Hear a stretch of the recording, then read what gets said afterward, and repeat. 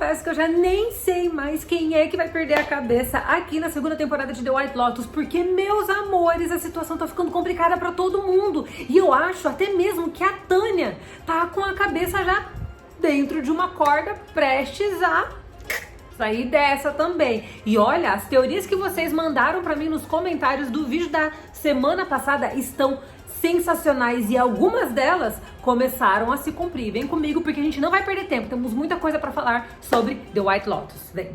Oi, meus amores, aqui é a Rafa Gomes, estou muito feliz de estar aqui com vocês. Preciso agradecer a todos vocês. Nosso vídeo da análise do 5º episódio tá batendo quase 1000 visualizações, o que pra mim é muita coisa, porque esse é um canal pequeno, né, gente? Então, nossa, eu não sei como agradecer a todos vocês. Tivemos mais de 50 comentários, temos muita coisa pra passar hoje e eu vou tentar ser um pouco mais breve. O vídeo da semana passada ficou um pouco mais longo, mas não teve como, aconteceu muita coisa. Então, pra quem achou o vídeo longo demais, me desculpe, mas era assunto demais. Então, pra gente não perder tempo, já chega, se inscreve aqui no canal, ative as notificações, me acompanhem lá no Instagram, no @Rafa Gomes, no TikTok, no @Rafa Gomes C. E vamos pra nossa análise, porque a Tânia, gente, tá com a corda no pescoço. Eu vou começar pelo arco dela. A gente começa aqui no arco dela com ela dando uma boa lição de moral para a própria Porsha, dizendo que ela se enxerga muito na Porsha, que a Porsha parece uma versão mais jovem dela. Elas têm um papo ali que pra Porsha soa meio estranho. E eu quero abrir um parênteses aqui, porque a Porsha, olha a ironia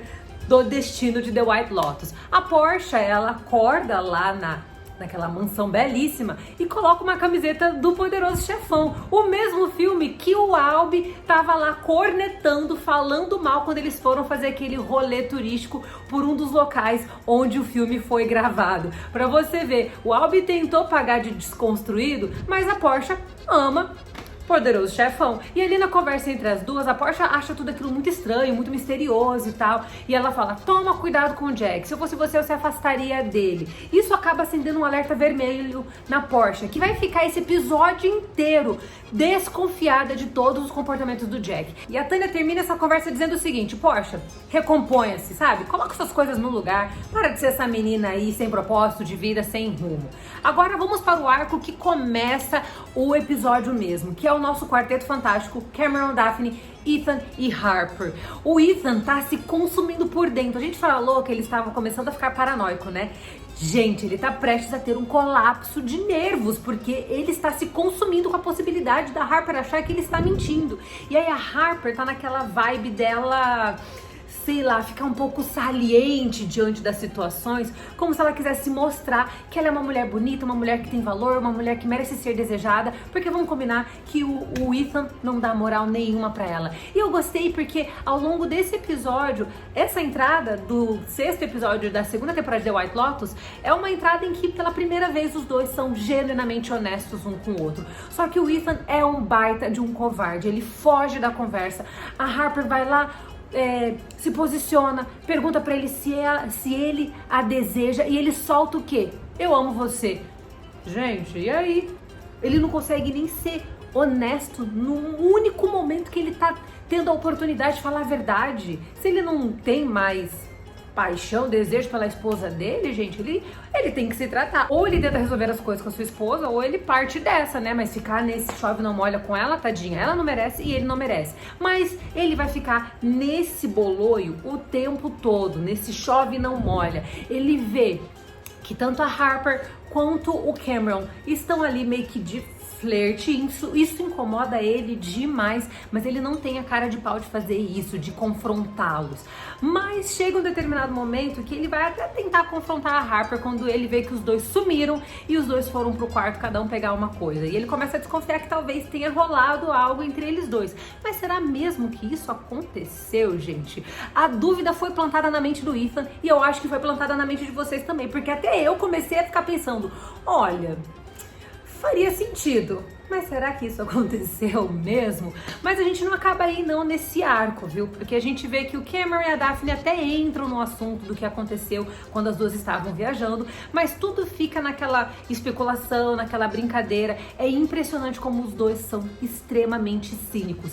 O cinismo neles dois é incrível. Eu fico pensando assim, são dois atores excepcionais, a Daphne e o Cameron, né? E uma coisa que eu queria citar aqui também, que é interessante ao longo desse episódio, episódio, que é um aspecto que a gente vê ao longo de toda a segunda temporada de The White Lotus. Temos muitas referências às esculturas, a pinturas que estão espalhadas tanto pelo resort como também por partes da cidade. Querendo ou não, a Itália é extremamente antiga, ela tem uma história enorme, né? Então as esculturas, a arquitetura italiana, ela conta muita história.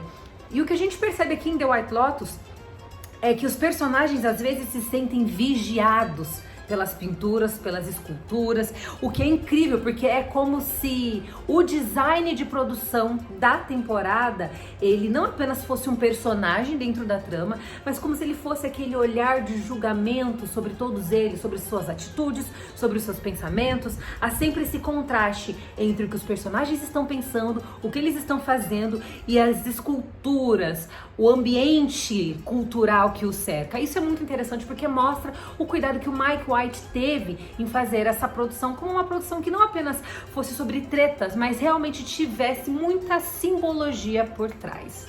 Em se tratando desse arco aqui do Quarteto Fantástico, a gente precisa falar também que até o final do episódio o Ethan vai ter um pouquinho de culhões. Eu falo pouquinho porque eu acho que ainda falta muito pra ele ter muitos culhões, mas ele vai ter um pouquinho de coragem de confrontar o Cameron a respeito dele e da Harper. E ele fala, ó, você tá dando em cima da minha esposa, larga ela agora. E o Cameron se faz de tonto. E uma coisa que me surpreende muito é o seguinte, como a gente falou do cinismo do Cameron, a gente nunca dá pra saber se ele tá falando a verdade ou se ele tá mentindo, né, gente? Porque ele é extremamente...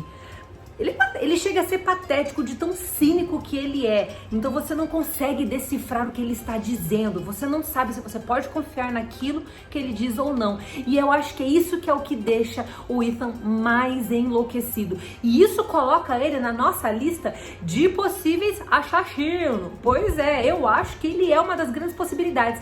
Porque ele entra numa espiral de assim, ele vai numa vibe de loucura, de surto psicótico que é tão grande que poderia fazê-lo chegar num nível extremo mesmo, porque como a gente conversou nos vídeos anteriores, ele guarda um rancor enorme em relação ao Cameron por conta dos tempos de juventude que eles estavam na faculdade. Ele sempre se sentiu traído, driblado pelo próprio amigo, então eu acho que ali existe essa raiva antiga, essa mágoa, esse ranço que tá aí, ó, tá curtindo num azeite bem trufado. Então, a qualquer momento ele pode botar as garras pra fora e quem sabe partir pra cima do Cameron. Eu não duvidaria, mas ainda falo pra vocês que existe a possibilidade da gente ter trocas.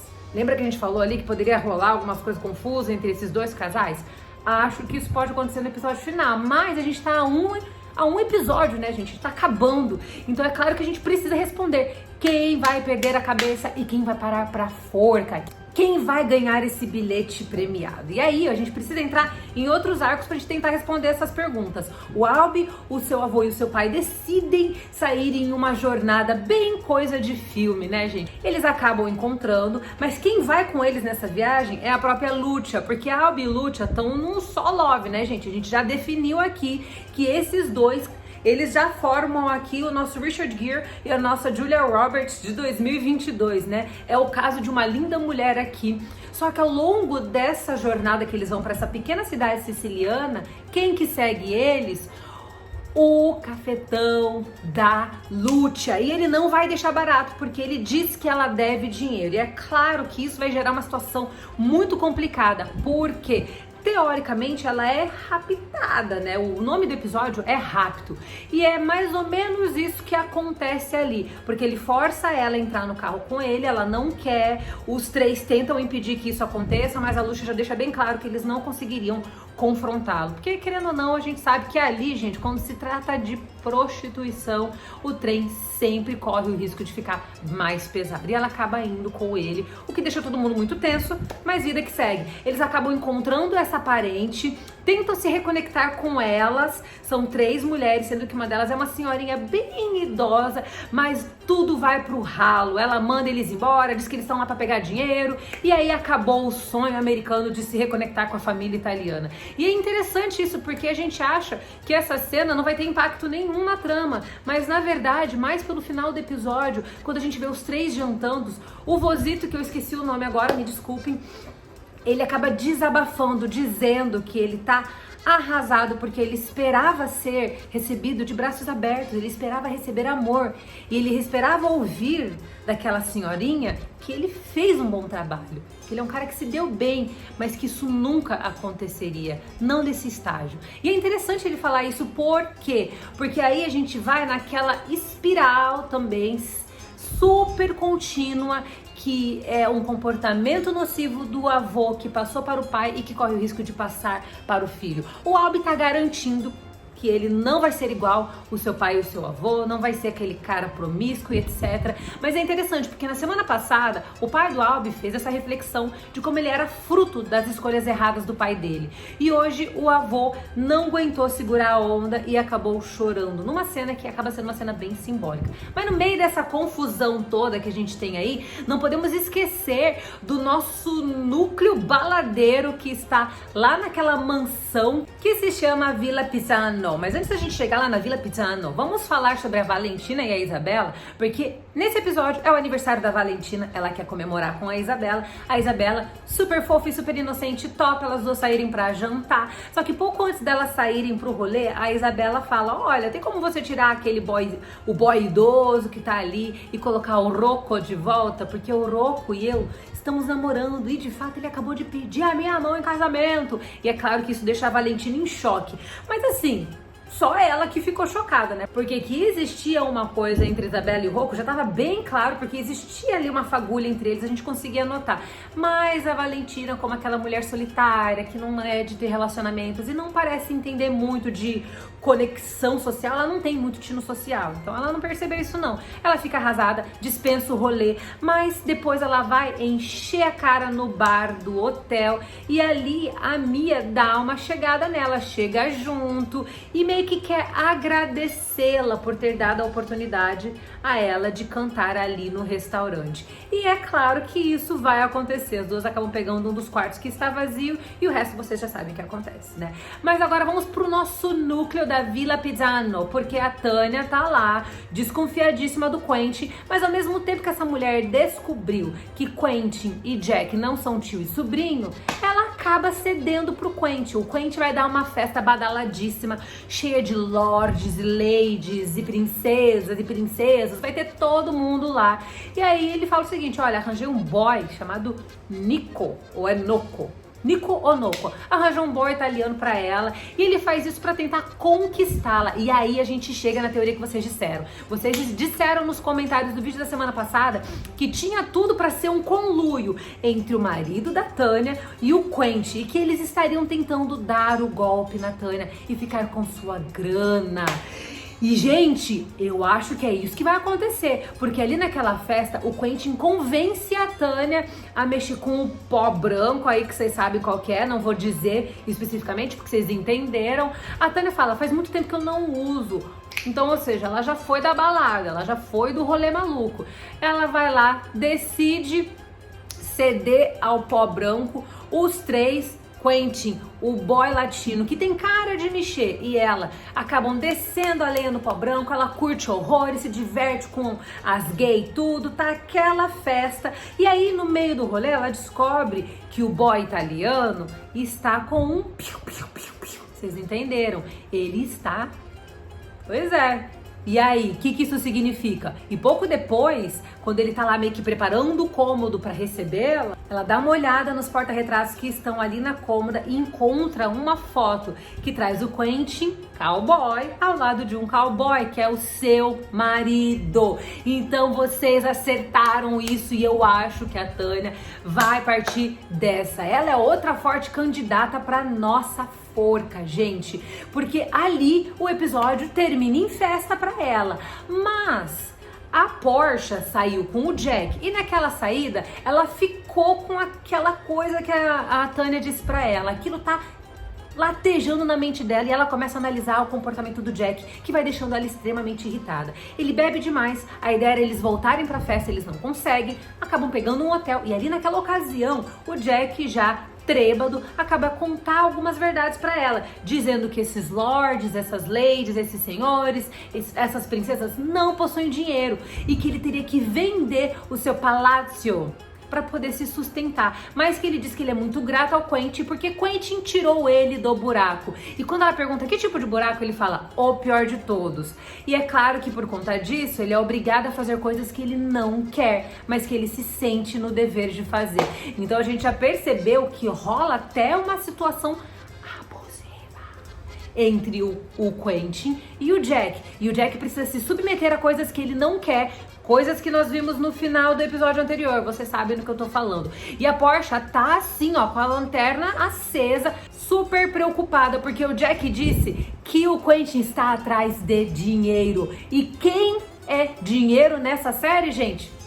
Tânia. Então, ó, o ciclo se fechou e acho que a gente já consegue dizer que a Tânia, ó, é a principal candidata à nossa forca. Mas eu ainda acho que o Albie e a Lucia estão ali na berlinda. Acho que o Albie pode acabar perdendo a cabeça, né, gente? Porque ele vai tentar defender a honra da Lucia. Isso ficou bem claro. E eu acho que o Cameron pode também perder a cabeça pelas mãos do Ethan. Então, assim, acho que a nossa forca no momento se encontra com Lucia, Albie, Tânia, que é praticamente certeza, e Cameron. O que vocês acharam disso? Agora vamos lá para os nossos comentários, porque temos muitos comentários pra gente poder papear aqui. Vem cá. Meus amores, eu quero muito agradecer a todos vocês que deixaram comentários no vídeo de análise do 5º episódio. Vocês são sensacionais. Eu tô simplesmente encantada com o envolvimento de vocês. Me desculpa aqui que eu tive que prender o cabelo, porque tá muito quente, tá super úmido aqui em Santos. E olha, nós temos 60 comentários. Então, pra gente poder ser um pouquinho mais ágil, eu vou ler todos os comentários de vocês. E aí, no final, eu faço um comentário geral sobre todos os comentários que vocês deixaram. Muito obrigada, eu não tenho palavras pra dizer o quanto eu sou grata por todos vocês. Vou ficar mais aqui no cantinho, porque a gente vai colocar os comentários aqui. E eu quero começar com a Ana Isabel Gonçalves, que disse o seguinte: amo assistir cada episódio e depois vir aqui assistir suas análises. Beijo, querida. Sobre a cena da conversa entre a Harper e a Daphne e toda a história do treinador, a princípio eu tive a mesma ideia que você. Ele trai ela e ela trai ele. Mas aí, refletindo sobre o episódio outro dia, pensei que pode não ser bem isso. Por todo o clima melancólico que ficou, eu acho que, na verdade, na hora que ela confunde a foto, ela, na verdade, estava querendo dizer que enquanto o marido dela a trai, ela se apega aos filhos e por isso se mantém nesse relacionamento. Faz sentido mesmo, viu? Uma outra interpretação possível é de que os filhos do casal, na verdade, não são do Cameron, mas sim do treinador, levando em consideração a fisionomia das crianças e o que ela descreve do treinador. O que acha? Ali no comentário da Ana Luísa tivemos mais 3 comentários. Thaís Andrade diz o seguinte: pensei sobre essas duas coisas também, e mais isso. Ela disse que o treinador era um homem loiro de olhos azuis e os filhos que ela mostrou tinham os mesmos cabelos e olhos azuis do amante.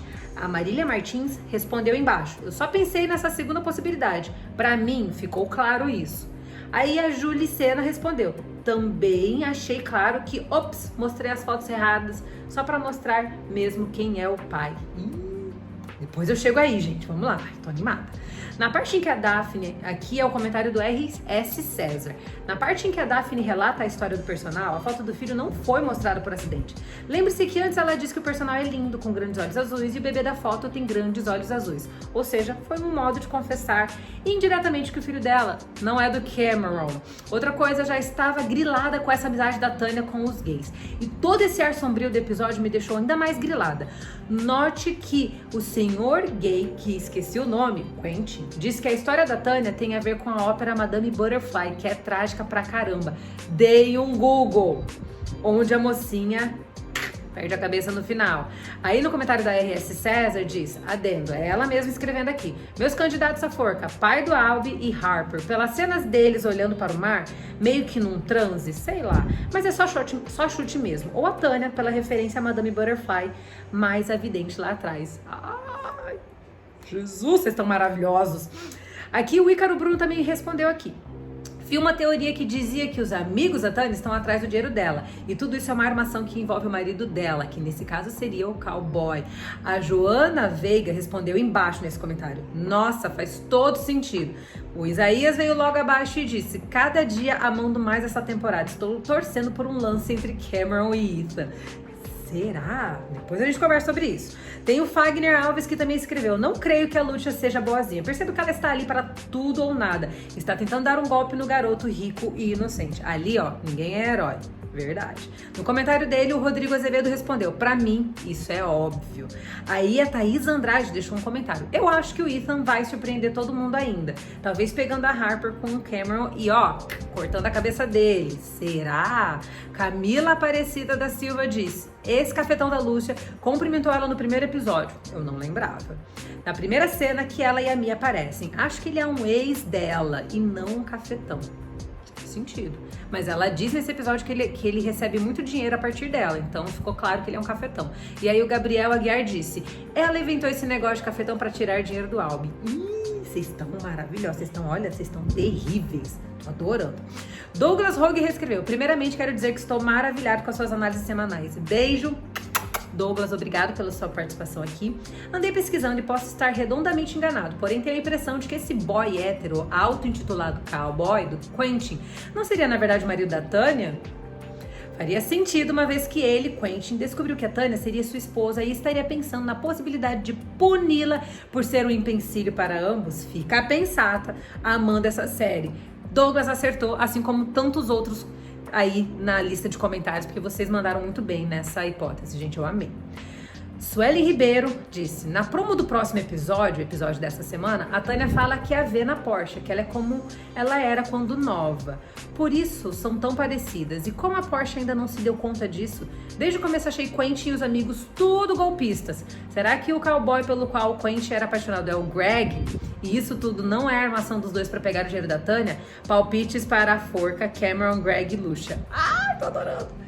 E aí, nesse comentário, o Luiz Oliveira Henrique respondeu: percebi isso também, só acho que ele teve, sim, esse cowboy na vida. Aliás, ele não passa de um golpista e deve ter aplicado vários golpes antes. Adorando.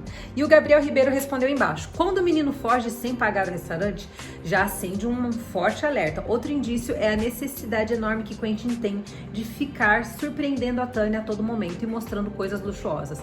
Acho mesmo que a ponta solta do Greg ter saído e ter ligado para alguém misterioso dizendo que a ama ainda vai ser resolvido até o último episódio. De alguma forma ele vai voltar, ou essa ponta vai se encaixar com parte da história. Gente, tá quase novela mexicana, The White Lotus, vamos combinar, né? Agora, a Jéssica também deixou um comentário aqui. Assisti novamente o episódio com atenção e fiz uma observação. Quando a Daphne encontra o corpo e volta para a praia desesperada, um rapaz abraça ela. Aparenta muito ser o Cameron. Logo em outra cena, quando a Valentina olha para a praia e tem um corpo sendo retirado, aparece ao fundo a Daphne com o maiô amarelo estampado, que aparenta estar assistindo a situação. Acredito que se fosse o Cameron, ela estaria desesperada. Não sei, é só um palpite. Não acho que seja ele também, não. Outra observação, a conversa entre o funcionário Rocco e a Valentina, ele conta que um hóspede se afogou. Em seguida fala que tinha outros corpos de convidados. Em seguida ela questiona: quantos hóspedes foram? E ele responde: alguns. Esse diálogo ficou confuso. Levando em consideração que Lúcia e Mia não são hóspedes, a princípio eu cheguei a considerar elas. Caraca, eu vou reassistir esse episódio, Jéssica, depois que você falou isso. O Ribeiro respondeu embaixo: acredito que a série seja uma visão realista, pessimista do que é a vida. Os que estão no ponto mais alto da pirâmide capitalista sempre vão sair impunes. E quem está abaixo tentando sobreviver vai sempre perder a vida. Será que essa segunda temporada o jogo vira? Será que vão nos permitir sonhar? Adorei essa, Ribeiro. Daqui a pouco a gente chega nisso.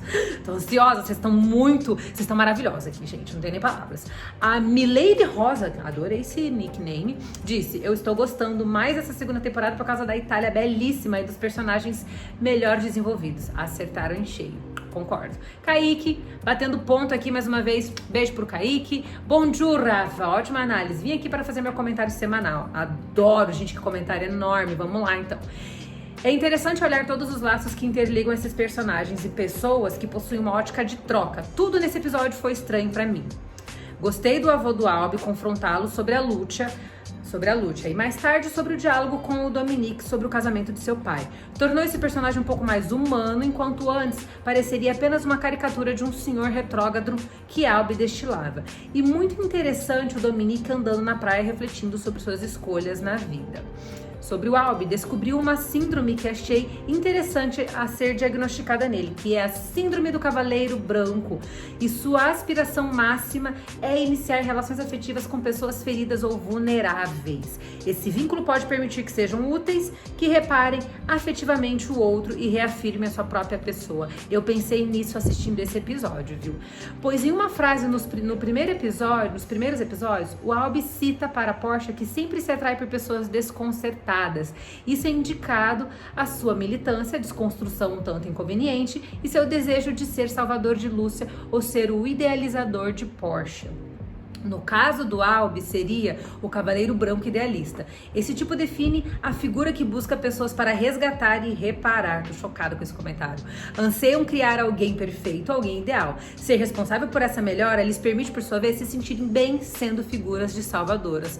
Gente, que comentário profundo! Aquele cafetão que tava supostamente extorquindo a Lúcia, achei estranho, já que nem nunca teve esse indício ou brecha disso ser real. Espero que nessa previsão semanal a gente descubra se ela não está iludindo o Albie realmente ou participando de um esquema. Lembra que The White Lotus não é nem um pouco clichê, verdade. PS, não sei vocês, mas o Albie, o coitado, só conhece a Lúcia há um dia. Se for para usar o argumento de que Lúcia é uma garota pobre da Itália para vender seu altruísmo velado de ingenuidade, segundo a própria Lúcia, vamos ajudar uma ONG ou pessoas necessitadas realmente. Não se arriscar por alguém com índole bem duvidosa. Até porque nós também caímos na pegadinha que ela não iria cobrar o programa para o Albie e que gostou dele no início. Finalizo achando que Albie vai pro céu, mas só de raiva leva a Portia também. Amo! Obrigada, Rafa. Espero que esteja acertando algo. Adorei essa de levar a Porsche junto. Suzy Santos deixou um comentário aqui também. Uau, Rafa, análise de prender a respiração, igual o episódio 5. Linda! Episódio 5, que até o momento foi o mais surpreendente e o que mais gostei. Na conversa entre a Harper e a Daphne, eu acredito que mostrando as fotos dos filhos, ela não se enganou e que os filhos sejam do treinador e não do Cameron. Eu acho que uma das pessoas que vai para a forca é o cafetão da Lúcia pelas mãos do Albie para defendê-la. Adorei essa especulação. E a outra morte, estou em dúvida entre Cameron e Ethan. Acho que esse passado cheio de mágoas do Ethan em relação ao Cameron e atualmente o Ken andando em cima da esposa dele vai dar muito pano pra manga. True, verdade. Imagino que os últimos episódios serão incríveis. Obrigada pela análise maravilhosa de sempre. Suzy, muito obrigada. Comentário maravilhoso. Todos vocês, os comentários de vocês estão incríveis. O Anthony Richard ainda respondeu embaixo. Também pensei que podem ser do treinador, os babies da Daphne, ele tá falando. Éder Ávila ainda respondeu aqui, ó. Tô curtindo muito a segunda temporada de The White Lotus, mais emocionante que a primeira. Parabéns pelo canal. Obrigado, Éder. Obrigado, beijos. User KV2GD, etc. Respondeu. Cameron no segundo app fala que os aristocratas europeus têm castelos, mas não têm dinheiro. Acho que foi um easter egg. Provavelmente Quentin e Jack são golpistas. Você está acertando, user, assim como todos os outros que falaram isso também. O Robert Silva deixou um comentário dizendo: cada semana fica mais boa essa série. Aí corro pra cá pra ver suas análises que são maravilhosas. Obrigado. Um beijo, Robert. E o Anthony Richard deixou outro comentário dizendo: meu Deus do céu, será que o que será que a Tânia vai fazer? Será que ela conta pra Portia ou vai fazer a egípcia? Eu queria que a Tânia chamasse a Portia pra ver, porque se a Portia visse e contasse pra Tânia, como ela é meio tapada, não iria acreditar. Verdade. O Anthony deixou outro comentário dizendo: quando eu terminei o episódio, fiquei muito ansioso para sua análise.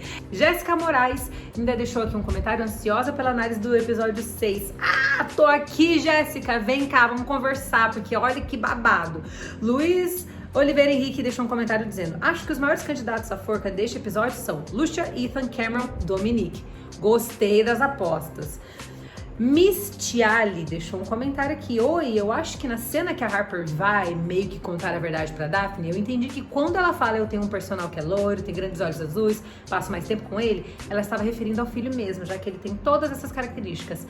Ela meio que fica brava porque entendeu que o que a Harper estava fazendo era querendo destruir o casamento dela. Tudo que ela aceita naquela relação é por conta dos filhos, ela sabe de tudo que se passa, tem jogos com o Cameron e castiga ele porque sabe de tudo que acontece na frente, nas costas dela. Eu entendi isso. Vamos conversar sobre isso daqui a pouquinho.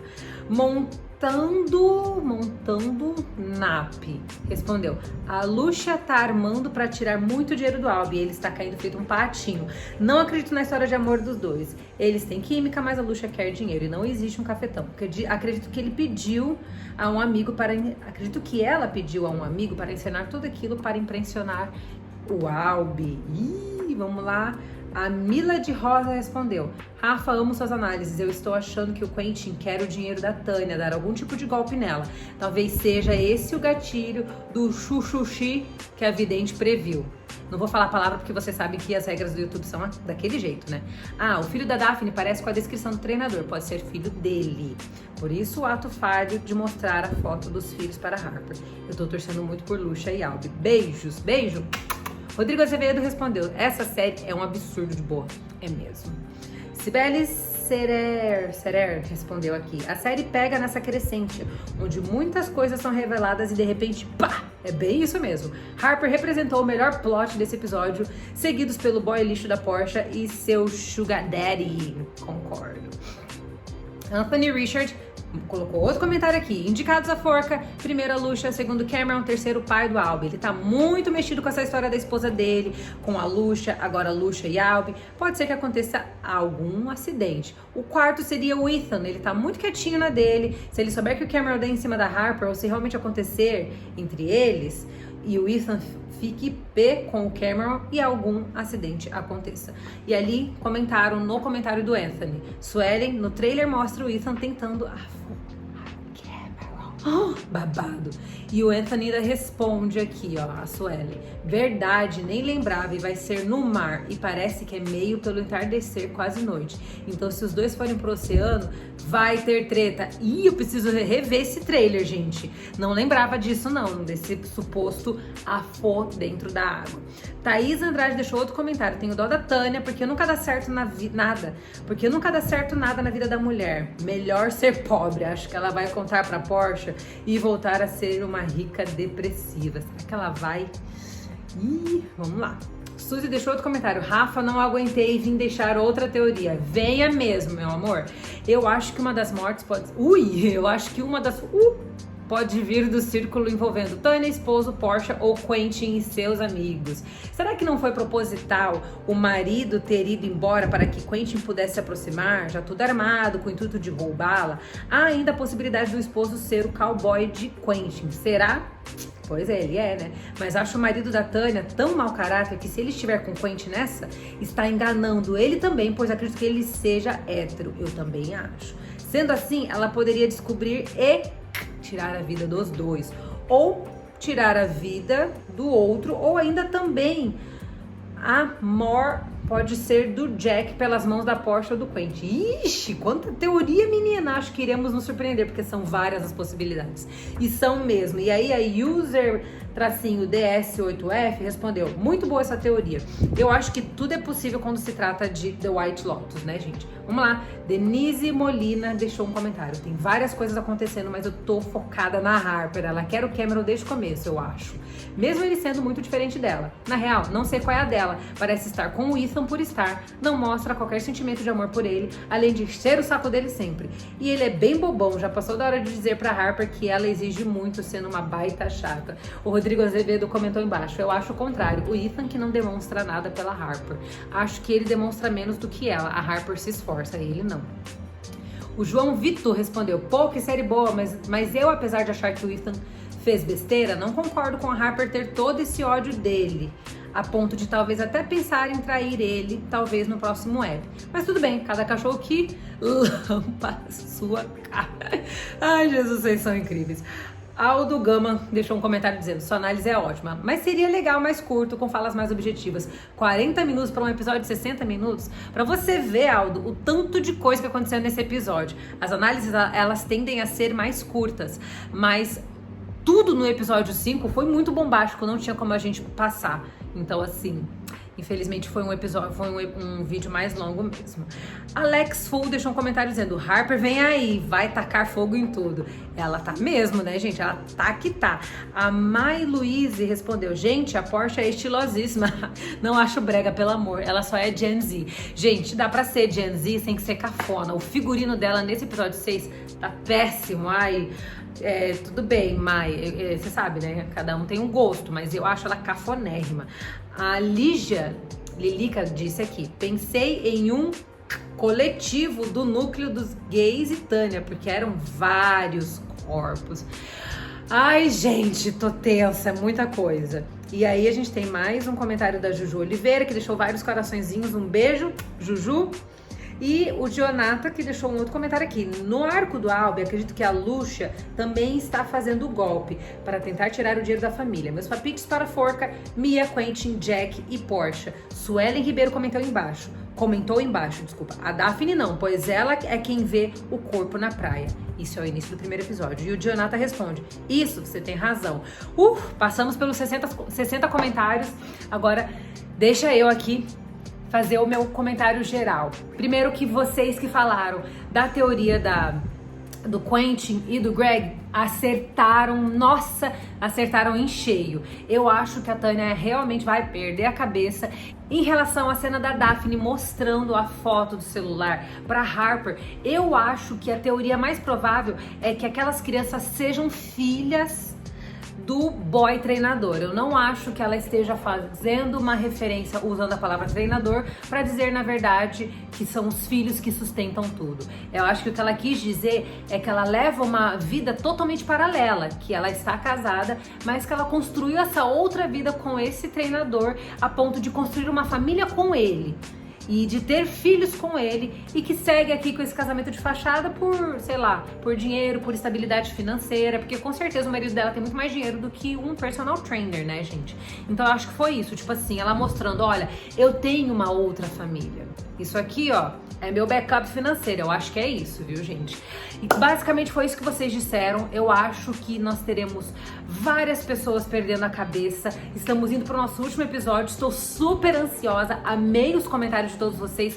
Muito obrigada por todo o carinho. E a gente se vê na próxima. Gente, um beijo enorme e até mais.